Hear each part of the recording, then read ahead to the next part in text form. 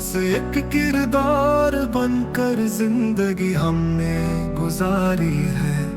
हमारी ही कहानी में कहाँ मर्जी हमारी है।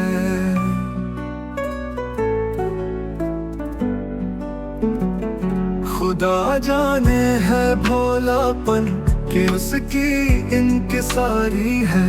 वो कहता है कि अब दिल तोड़ने की उसकी बारी है। सताइश की तमन्ना ने किया मुहताज दुनिया पर की दौलत है, मगर फिर भी वो जैसे एक भिखारी है। मेरी दुनिया है ख्वाबों की, मोहब्बत की, इबादत की। इन बातों से तुमको क्या, अलग दुनिया तुम्हारी है।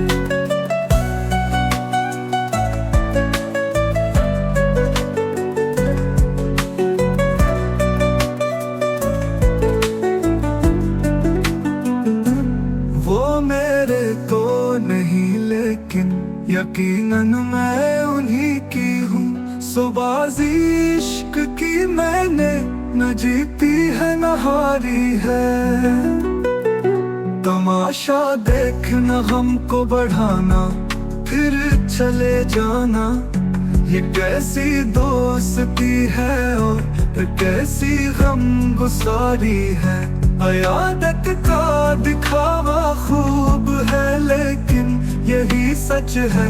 मेरे जीने न मरने में कहीं शिरकत तुम्हारी है।